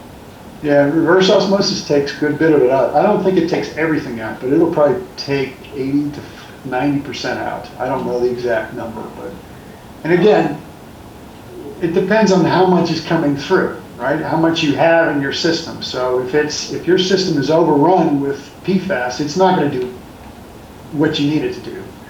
But if it's if I've done tests where we have the 5 coming through, the 5 short chains are coming through, ran it through um, uh, reverse osmosis in it, took it out to non-detect. Alan asked them what do they do with the filters? What happens to the filters? Right? It's the same problem. It's the same problem because now you have filters with PFAS in it. It ends up, if you send it to the, if you put it in the garbage and it goes to the landfill, it's going to leach in the landfill, unless they know that it is a situation where it has to be a lined landfill. But right now, there's no provision for that at all. That's why we requested that it be designated as hazmat, because once it's hazmat, it'll go to, a certain, not the general landfill. Those. Anyway, any other questions, you guys? Anybody else? Okay. We have, as we've been mentioning, the Pollution Control Board, Illinois Pollution Control Board, is taking comments through December 7th. And this is your opportunity to ask for the most stringent regulations possible for these forever chemicals. We have had comments sent in by our attorney on behalf of Kerr, but it's important that everybody individually make their comments and send their comments in as well. Your comments can be sent in today. You don't have to wait till the end, and it's better you can email. Sandy mentioned it earlier. Or mail. You can email it or you can mail it. For those that are in the room, at the desk back there, there's some information on this for the contact information. Anything else? Anybody else? Anybody got anything else to say? Okay, everybody online, does anyone else have anything to say? How about our speakers, our wonderful speakers? Been really nice talking with you all. Thank you for your engagement. Yes. Yeah. Thank you very much. Thank you, thank you very much. Thank Yes. everyone. Thank you. And happy Thanksgiving. Yeah. You too. Thank you, everybody, for coming out. Appreciate it. Thank you. Happy Thanksgiving, everybody. All right, take care. To you, bye-bye. Bye-bye. What was her name? That's the black lady, what's her name? Is it Nicole? Nicole? Nicole? Did you want this shot? We come up on our wells. You saw there was one yellow dot up there. Steven's the mayor of Blackwood. Live in town. Mayor, could you move it center, a little more light? So, Yeah, the light's back there. I mean, look, I Right had- in Grant. all right, so I got from him that we had 2 parts per trillion on that well. So I know they were like, oh, it's hard to give you an idea what that means. It's the height of a tuna can if the scale were from here to the moon, right? So, and I remember talking to Congressman Foster about this a while back. I'm like, how many PFAS are acceptable? I mean, basically, every time you fry an egg, you get more PFAS than that, it seems, like on your Teflon pan. So, it was kind of up in the air, but then recently, the EPA kind of signaled that anything is too much. And I can't handle hyperbole. I can handle like trying to fix a problem. Yeah. But like if you're gonna tell me the height of a tuna can from here to the moon is too much, and then she even said, oh, even those blue dots, you can't even detect it sometimes. We don't even have equipment to detect it, but they're probably bad too. It's like, dear God, are we gonna really go into a tailspin? I think the problem is, Stephen, I think the biggest problem right now is you're discovering, and this is like a Pandora's box, once you open it, all of this is coming out. And I understand a lady living next to a Christmas tree farm where they buried Scotch Guard under there. Right. That's a totally different thing. I believe not only that, I believe it was stated, I don't know if they stated, it's cumulative too, isn't it? Yeah. That's the number one, that's the cumulative. How many tuna cans? Exactly, I mean, it's cumulative in your body, so you're. In your body. You have more in your body, in your blood, most likely, than Oh, we have in we the all well. do, we all They do. said 95% of the US population Yeah. has PFAS. Yes. Right. Yes. Which means it's more than what I'm pulling out of that one well. Well, that's only one But we have to source. stop putting it in. I agree. I have no problem Yeah. with saying, Nothing against the community, these Yeah. people that are, these industries that are doing this, they should be held accountable for what they have done. yeah, I have no problem like saying, hey, look, you guys gotta stop using these chemicals. We Right. found out that they're bad. Right. And I'm sorry, unless you got some kind of proven negligence, like tobacco companies, like, we knew for years this was bad, but we kept doing it anyway. I mean, I don't know, really, do you know if the floss company has been a giant conspiracy? They probably just found out too. They could have. And so I'm gonna sit here and hang a bunch of people for not knowing stuff that we don't even know. I mean, that's kind of I'm not here to carry their water. What's interesting. All I'm saying is we're trying to be pragmatic about it. Yeah. If it's no good and we find out it's no good, it's like, I have no problem calling, the legislatures, although I find every time I call them, they're completely useless for anything. But when, saying, hey, Hastings Yeah, or but there's a lot of new Dagmar, legislators in there now, so, all the same ones are there, Hastings and Dagmar. Dagmar, Carol will be contacting Dagmar. No, Dagmar we have contacted her before. Well, okay, I have too, I find it's kind of useless, but, whatever, I mean, let hope for the best, but, if it's gonna cost millions of dollars to screen out these things from whatever well we're finding it in, like, I understand, it's like, well, we gotta find the money from somewhere, right? It's like, does it come from industry, does it come from federal government? It should come but from the polluters. Yeah. The bottom line is, they're not gonna wanna pay, they made all this money and they're not gonna wanna pay. Well, there's But three major, They said there's a lot of money, there's millions Oh, of yeah, dollars. with I believe she said infrastructure, right? Available from the federal government. And we applied for some already. We got out ahead of it. We're like, hey, you know what, let's pretend we all have PFAS. We already applied. So that's something we've done. But I mean, if you look at the numbers you were saying with Crest Hill and Joliet, I mean, they're way higher than us. But this is where I get a little skeptical, and I don't know 100%. Like you're saying, they're 3,000 times above that. But right now they're saying like 1 in a quadrillion. I mean, dude, that means like the most microscopic particle is going to be 3,000 times over the limit. This is where I'm like getting a little antsy about this. I feel like I don't even. One thing I've learned in this job for the last 9 years is I really don't trust anybody anymore. Everybody lies to me. Everybody lies to me. Join Kerr. Right. No, I get people who meanwhile lie to me, right? They're going to tell me, oh, 1 part per trillion, it's worse than plutonium.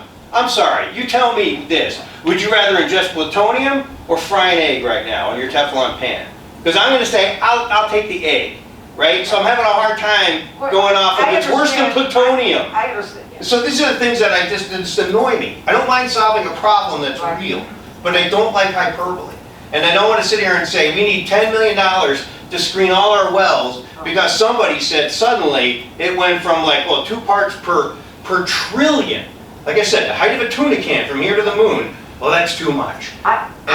Myself, when I look at everything, I look around and you look at your family and friends and look at the disease, look at the cancer rates, look at all of this. Why is all of this happening? There's 1,000 reasons. Like you were the food industry cat, right? It's like, dear God, the stuff with the trans stuff, they've been doing this stuff to us for years. Right. That's because they did not know. Now, case in point is Sterigenics is going to lose their ass pretty soon. They're losing. Jim passed laws like this to shut down Sterigenics when they found out how bad they were. And the amount we're talking about is very similar. Oh, there's only a little bit. Yeah. Anybody that understands body chemistry, Exactly. there are some things that it only takes that little bit. Yeah. See, and this is what we're talking about, and this is, if you followed what the chemical industry has been pushing against, and it's very similar to what the cigarette industry was. Sure. Yeah. If you can't point a finger exactly how this happened, well then, nothing's wrong. But they're finding out, this is now decade over decade, Yeah, the cumulative effect. That's it. Well, and I'm here because I'm interested in the things that I'm responsible for, right? I'm responsible for our well water, right? That's the thing, that's my burden. Yeah. And so I'm in here like, okay, how do we deal with this if it is in fact a problem? First off, I want to feel like it is a problem. Test the water, that would be the only way. We do, I got it. I just told you what it is. I got one well, and it's 2 parts per trillion. So, yes, ma'am. But I have an idea. I mean, I don't know if it's so simple. If reverse osmosis works, Yeah. okay, why can't everybody in the whole village of Lockport, or whoever our wells are going to, have that option of putting a reverse osmosis right in their own home? That's the first I've heard of it. That's That's one of the reasons I came here. Because all I've heard is it's gonna cost millions of dollars per well. But I mean, that would Who's gonna cost, buy the RO units? well, Lockport, it wouldn't, if they had that infrastructure money coming in, why couldn't that be an option for residents to, you know, use that as the grant? Individually, you're saying. So in other words, say, like if we got this grant, and we Right. just say, hey, listen, we're not gonna put one thing on a well, we're gonna say, everybody go buy your $500 reverse osmosis. That's if I feel like it works. And I'm gonna tell you, I'm sorry, but I told you, I've learned to be skeptical of everybody. And there's a part of me that feels like, man, this better not be some damn industry that wants to make billions of dollars selling equipment to screen it. I'll never forget the guy, the lawyer, who wanted us to all wear football helmet, or we had to wear helmets when we drive, because he represented a helmet maker. And he's like, this is long overdue. We should all be wearing helmets in our cars. And it's because he's representing a person who wants to sell us all freaking helmets in our car. And so I do get skeptical that, like, is this some scam where, like, 1 part per trillion is 1 part too many? But you know what, Steve, can I excuse you? You know what, it's like when we started against Midwest Generation, and they told us all CRAP that was coming out of those stacks was fine. Yeah. Don't worry about it. Yeah. And I wouldn't so- trust them. So I try to find, like, where's the truth? But how does it work if you're saying reverse osmosis, he said, at best, they don't know how much it removes, at best it's 80 to 90%. And then you said it's cumulative. So you're still, even with the 10% you have left, you're still building it up in your system. And that's why this is so frustrating. I feel like this is damned if you do, damned if you don't. Well, That's what I said like when you're if you sitting have, here. if you have So to we make it. do absolutely nothing? Well, but I don't, I think when you do something, you're doing nothing. I actually, It's as much as I bad badmouth their state reps, I think part of the reason they don't have a good reason yet of how to deal with it is because they don't know how to deal with it. They don't. They don't think they're. Yeah, and it's not because they're bad people. I work in The only thing they can do is food industry stop it most of my going on. life. But if I lived, And at the food industry level, industrial level, it removes 96 to 98% of all contaminants. this is Reverse reverse osmosis. But- I moved in, I One second, have I'll a get to your private problem. well, I lived in Homer Glen, but I Yeah. have a private well. I had it installed, the guy that did my well and all, he installed a reverse osmosis system. Okay, so I changed the carbon and the sediment filter once a year and the main filter once every 3 years. That's what they recommend. It goes for about $250 for this. Now, Joe, did you get your water tested to determine Yeah, at the PFAS time, yes. or PFOS or whatever? No, they just tested the well when they dug it, and then you go every so many often and have your water tested, but there's nothing in it to test PFAS as far as I know. So you don't even know if this system, when you're saying it's the 96%, you don't know if that would include Go on this. on the internet. No, I know, but they Go don't on, have yeah. a way to test for Yeah, that, so unless that's you, not unless really. you go and bring it to some place that will. Right. A Right. You don't have, like, laboratory a to test baseline. it. No. Yeah, but I don't have a baseline. I only know that if you Google it online right now, they'll tell you it is about 98% effective. Normal contaminants. For, right, No, that's, with PFAS also. Alright, so sorry, let me just play this out. So if I've got 2 parts, this is from Brent, if I got 2 parts per trillion of PFAS and 6 parts per trillion of PFAS, right? That if I screen out 90% of that, I'm gonna be down to 1 part? Because they're already telling me, any part's too much. It's like plutonium, Joe. Well, but this is the thing, if you have, say I know my drinking water is contaminated with PFAS, like if I live in Crest Hill, for example. Right. Now, I live in Joliet, so I'm not as concerned, but if I lived in Crest Hill, I would be very concerned. I would go out tomorrow and buy a reverse osmosis system. Because at least I know that if I'm reducing it even 80 to 90%, that's that much less. And it's knowing it has a cumulative effect on my body, I'm going to choose to reduce it 80 to 90% over not doing anything. I mean, it's just common sense. I'm sorry, please, you've been wanting to say something forever. And I wouldn't want. Joe, just let me hear what you. We have this reverse osmosis in our home too also, but my husband has to change these filters every 6 months. I couldn't do this. I mean, he's got to get under the, you know, if we as a community decided to buy them or use that grant, how many people would follow up and say, oh, I got to change those filters? I've got four neighbors, neighbors around me that said, I'm done. And then they're gonna throw them in the garbage, which takes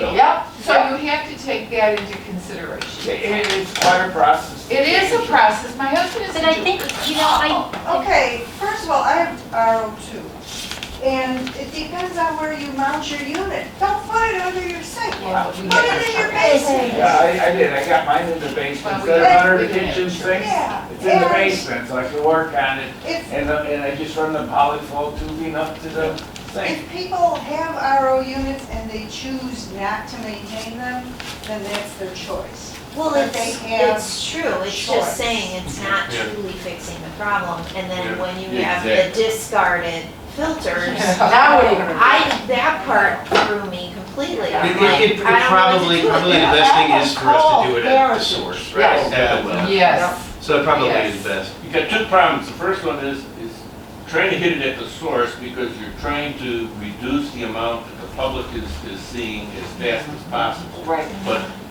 the other side has to be actually even more important than this one is you have to go back to the people that are polluting in the first place. Thank you. Yep. Yeah, Whether they know it or not. Yeah. I agree. It's just like when we learned that the stuff in your spray cans kill the ozone. And you know what right? When we that's learned like? that, we changed the industry and it What got that's that. gonna take though, in my opinion, it's not just gonna take each individual community. Communities are gonna have to get together.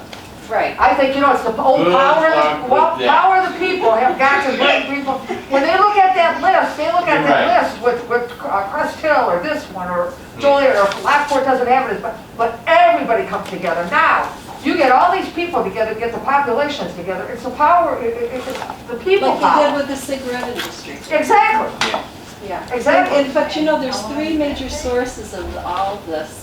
It's Dow Chemical, 3M, and I always forget the third one. Do you guys? DuPont? DuPont. Yeah. And so, I don't 3M. know, a couple years ago, they I don't know who went after them, the US EPA, IEPA, for the chemical, the problems. And two of the three went ahead and paid millions of dollars, maybe billions, I'm not sure. And the third one, I think it was Dow, refused to pay. And so a lot of that grant money, or all the money they got became grant money. Right. And it went for just like what Steve was talking about, like the source wells, and then also a lot was allocated for people with private wells. Yeah. So I think It's a complex, go after it's very these major- complex, I mean, it's just, we have to go after these major there's corporations. no perfect bullet here that's gonna solve this problem. It's not just, it's not Right. black and white. It's just like, I don't know who on there said, you don't need to have that slicky stuff on your dental floss or whatever. I mean, they just need to stop. It's all money. But that's scary, when you really My think mom about was it. telling people, don't eat microwave popcorn all the time. There's that lining is PFAS. Yeah. Yeah. And people don't know it. They Just don't pop know your what it popcorn is. the old fashioned And, way. and when cost. people quit purchasing this stuff, they'll quit making Right. this stuff. Exactly. So a couple of things, you guys, just for us. So if, I only know so much, right? So if you want, either you do this at the next meeting, or if you want to do it, council meeting, I don't care. If you want to do it here, I'll bring Brent, our city engineer here, because he's texting me, I'm like, was this the deep well? I was like, no, it's a shallow well. So I don't even know what well it was. I want to make sure you guys are getting accurate information. So now, it's well 11, which is a shallow well by Lockport Heights. So if you guys want, Well, Grant's taped, I believe he's taped all this, haven't you, Grant? well, that's fine. Can we get a copy of that to show? You can't make a copy? I would think you maybe like feedback from somebody who's like, Right. this is their job, Right. right? Not just the mayor spouting Yeah, off about no. all this skepticism. No. So having Brent in here, you know, that's fine. I've been meaning to meet with him for quite some time. Well, if you want to do it holistically with everybody, you Yeah, know, oh, I'm happy to absolutely, bring him in. And absolutely. we can, so if you want to set up another powwow, you don't have to wait till your next meeting. Just if you want a special meeting, we'll come out and get No. information better. So this Brent can give you more accurate stuff. And yes, I'm sorry, I have been, I don't doubt that these things are bad, especially like, you know, poor lady who's living next to a Christmas tree farm that's got Oh, stuff buried. yeah. I get skeptical about the 2 parts per trillion, I do. I feel like, I know Ray from Cresthill, one of the ways Cresthill wants to try to get over this is, well, we're just gonna get off well water, we're gonna use lake water. I'm like, how the hell are you gonna tell me there's more PFAS in a well under the ground It's in than there is in Lake Lake Michigan. Michigan, right? Yeah, So I'm- exactly. So I'm not seeing how that's like any better. You're gonna have to screen it no matter what, right? That's right. So, and then I just get cautious that I'm not just getting scammed by some PFAS screening industry, you know, I agree with you. giant like Yeah, rubber I agree, helmets in I our agree. car. I agree. So I just, I've grown more skeptical in this job. You're talking like these care members, you Yo, are the most skeptical mofos I know, right? We don't Yes. believe anybody. Yes, no, that's good, and we, you know, our first thing was together, right? Exactly. With city council, so I get it, and you should be, I just get, I don't know. I don't where- think these cities, I don't think the municipalities, they should carry the burden of this. They're not the ones that pollute. But they are talking about it. Well, we're trying to figure it out, it's like, Oh, but we're worried absolutely. about more unfunded mandates, unfunded mandates happen all the time. It's Absolutely. like, fix your PFAS, it's like, okay, No, they Yeah. are. so, yes, ma'am. How expensive is it to test the water? This is a great question for Brent, you know? Like I said, when Brent comes in, he's probably better off Like asking. we were I don't think talking it's that, The Lockport Prairie, the groundwater, yeah, which the dragonflies are dependent on. right. It would be nice to know if it's clean. If the PFAS levels were so low. Good luck. If they're Yeah, telling I me they know, find that's these what I'm things at the thinking. bottom of the But see, you know Marianas what they're Trench, gonna I'm gonna do? tell you, they're contaminated, there's no way Yeah, it's I not. want to know how bad, because it's possible they're gonna make it a whole lot worse. Well, because of Hanson, she's going to Hanson. Well, no, what I'm saying also. is, if it is contaminated, but it's not outrageously contaminated, Right. we should take steps to at least protect that. That's the one thing that's a remnant of, you know, good stuff. But I think what Steven said, I think that's excellent, to bring somebody in who you know what I mean? Just reach out to me and say, hey, we can meet on this day, on a Tuesday night, whatever you want, just let me know and I'll see if I can get Brent down here. Did you hear this, Ellen? Ellen usually handles. Oh, I'm sorry, I'm looking at the wrong person. No, keep looking her way. Yeah, look at my way. I was up there for an hour. I was up there for an hour. Look at that. Chevron Texaco. They're having that. Yeah, Yeah. But Brent would, I'd be happy to bring him out. if you don't- Yeah. I feel like the letters that you're asking people to write too, I'm not sure, I'm not sure what I would write to We're just somebody. requesting, in Some- fact, some- I put something together over there, you could just take it with, it's on the flyers as well. But Basically just asking for more stringent regulations, period. I mean, it's. In the industry, because to me, it's more, the water is like the problem that happens because of, There's the it's the industry result polluting, of. and then there's cleanup. Right, so we need to focus, our letters need to focus more on the industry that's using. Well, That's you know number what? one. I would put Stop- that stop down the and say, hemorrhaging. hey, these industries aren't doing that. You know, we're just giving you kind of a base, oh, well, go this way, because a lot of people don't know which way to go.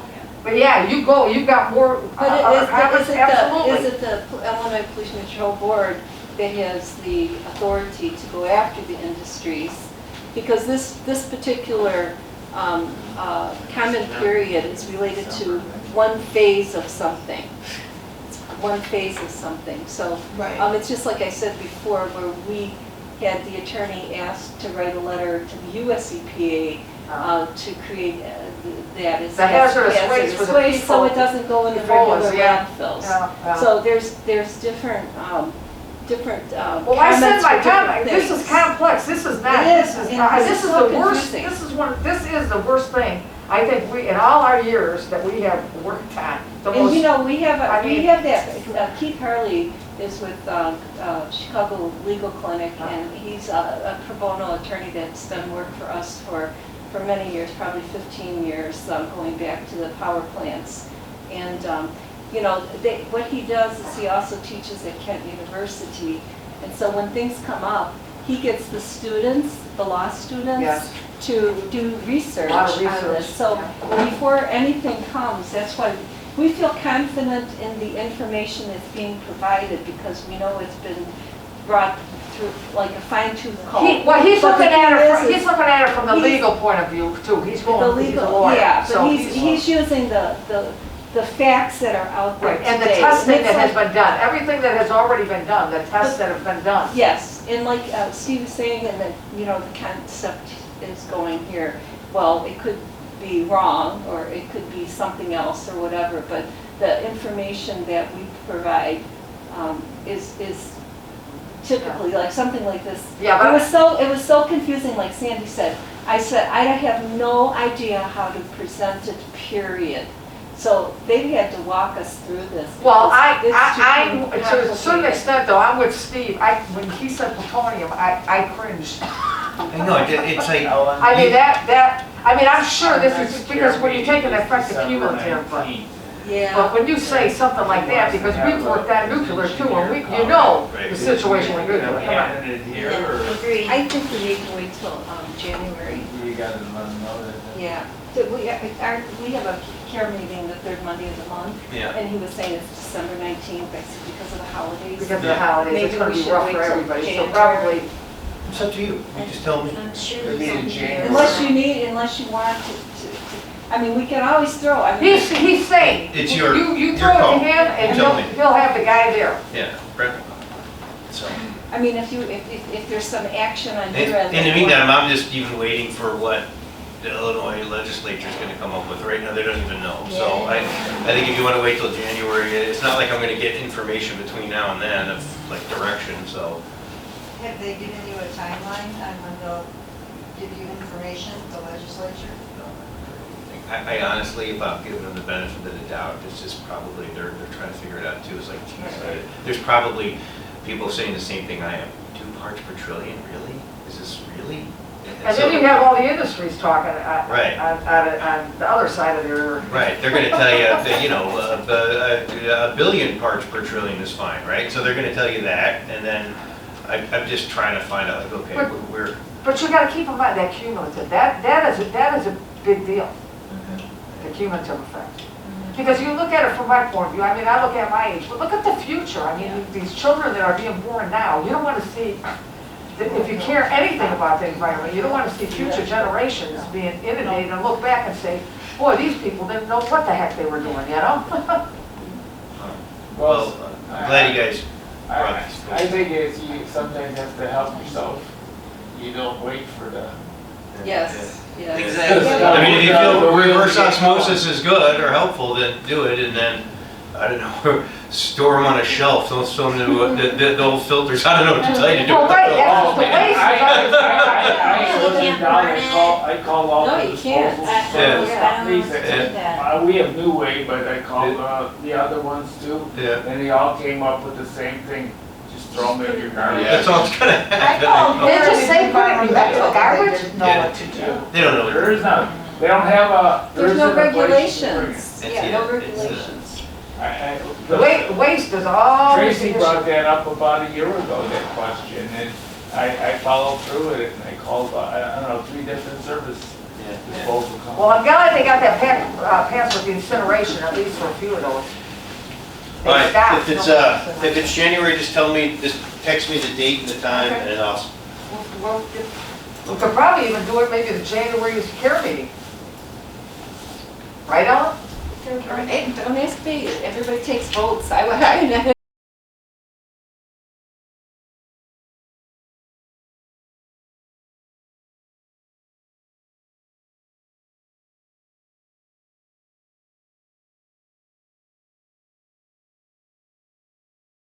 Look, what Jen is doing, oh, Mary's doing that.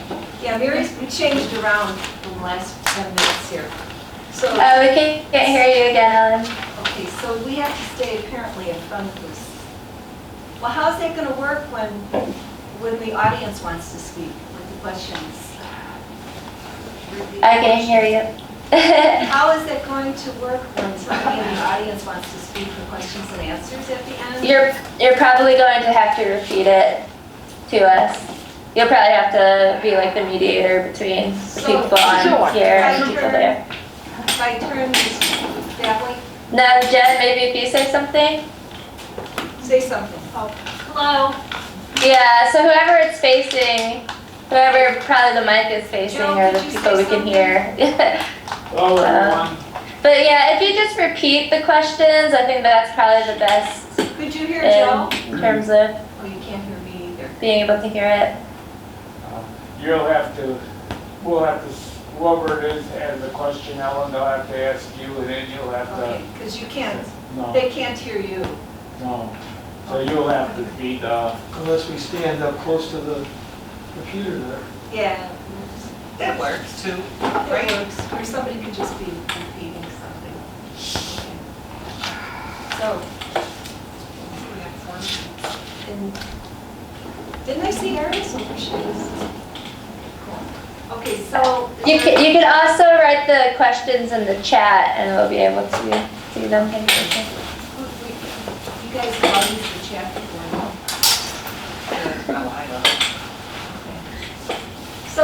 So can you hear me now? Yep. Okay, so, bottom line is, somebody's gonna give an introduction, and then, the speakers, it'll be Sonya first. So it's good. Oh, and there's Nicole. Oh, no. Yeah, hi, everybody. How are you? Fine, how are you? Great, great. I was wondering if I could go first, because I usually go first, because I talk about just the background, give a general overview of the background of PFAS and what's been done legislatively in Illinois. Okay, so easy to flip-flop that, no problem. Okay, so Nicole will go first, and then Sonya will go next. And then Rob will go last, and then Kerr will wrap up things, and then we'll go into questions and answers.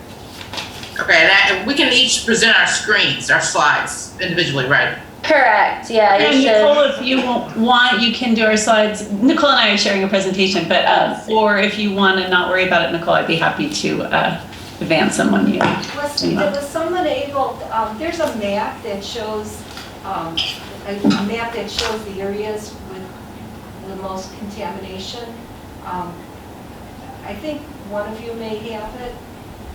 I do, but tell me where you would like to zoom in, because I just have a portion of the state, but if you would prefer to zoom in on like Joliet or somewhere specifically, I can. We have, since we're in Will County, we don't want to neglect all the counties, but since there's such high levels of contamination in Will County, perhaps that would be good to focus on Will County. And I'm sorry, I'm in Colorado. Will, W-I-L-L? Yes. Okay. Let me update that. Southwest Chicago, right? Southwest of Chicago? Correct, yeah. I'll just stick it. Which is the Joliet area. Okay. And then, what else? Yeah, Sonya, why don't you bring up the slides, and then can you advance them for me? Okay. Yeah. And I'll just add a second slide that's more zoomed in on the map right now. Wow, you're amazing. You're on the fly. Well, 1 minute. Tom?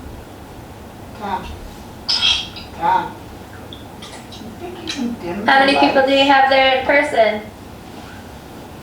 Well, let's see, 3, 4, 5, 6, 7, 8, 9, 10?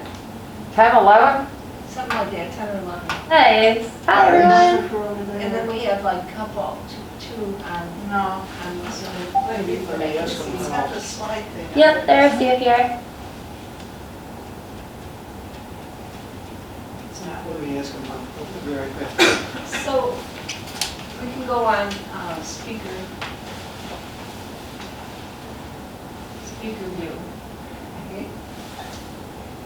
Yep, yeah, the top right-hand corner, if you Yeah, push. I'm Yep. there. Okay, come over there. Yep.